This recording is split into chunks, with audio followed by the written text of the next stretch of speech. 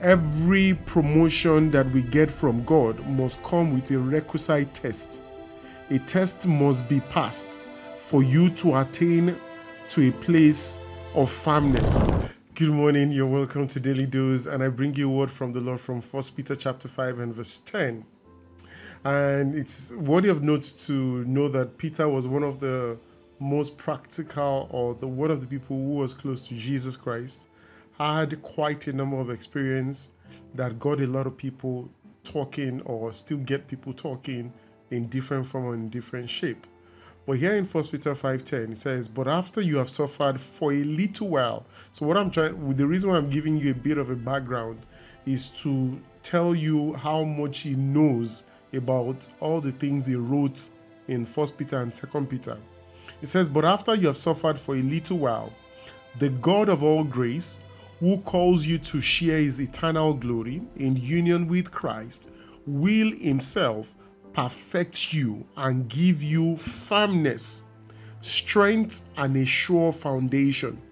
So one of the things that we've probably overlooked as Christians is the fact that the gospel must go without suffering.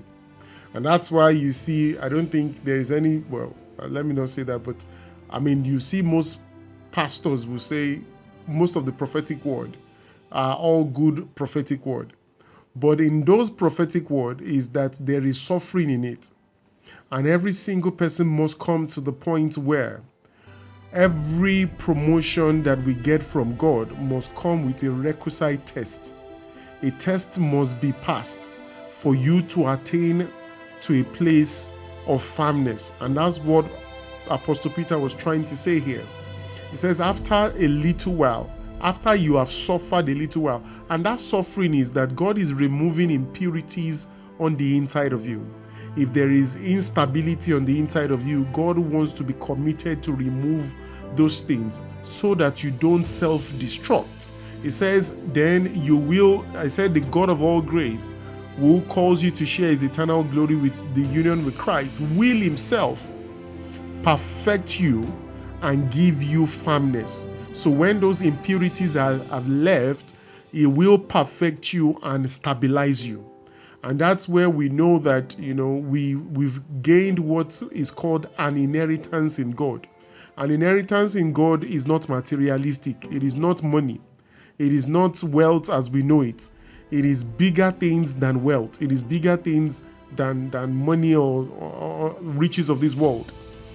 But the only way those things are done is that God wants to remove every single thing that would cause us to self-destruct. And on that premise, we can actually surrender ourselves to him, to the training and to the discipline. And once those things are done, we are being called into a higher purpose. I hope that helps you this morning. Until tomorrow, when I bring you another word from the Lord on the Daily Dose. And if this has blessed you, ensure to share, like, and subscribe. God bless you. See you tomorrow.